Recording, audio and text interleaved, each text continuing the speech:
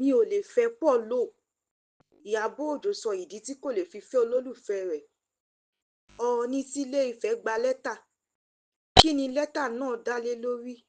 Ẹ jókòó ẹ gbọ́ ìròyìn náà lẹ́kùnrẹ́rẹ́. Gbajúgbajà òṣèrébìnrin tíátà ni Ìyábọ̀ Òjó ti sọ pé kò sí ní ọkàn òun láti fẹ́ olólùfẹ́ òun tí ń ṣe Paul. Ìyábọ̀ Òjó jẹ́ kí àwọn èèyàn mọ olólùfẹ́ tó ń fẹ́ ní ọdún mẹ́ta sẹ́yìn nígbà tí ó ṣe àyájọ́ ọjọ́ ìbí rẹ̀. Nínú ìfèròwérò tí Ìyábọ̀ Òjó ṣe láìpẹ́ yìí ló ti sọ pé ọmọ tó máa ń ṣiṣẹ́ kárakára lòun àti olólùfẹ́ òun tí àwọn sì fẹ́ràn kí àwọn máa dá wà nígbà mìíràn. Ó wá tẹ̀síwájú náà rẹ̀ pé nígbà mìíràn òun kàn lè palẹ̀mọ́ àwọn ẹrù òun mọ́ kí òun kọrí sọ́nà ilé òun èyí tí olólùfẹ́ òun mọ̀ nípa rẹ̀ tí kò fi ṣe ìbínú.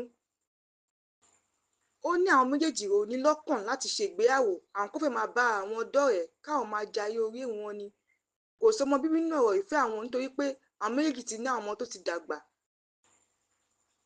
Ọọ̀ni tí Ilé-Ifẹ̀ gba ìwé ìpè síbi ìgbéyàwó Pìsílẹ̀ Òjó àti Juma Juice.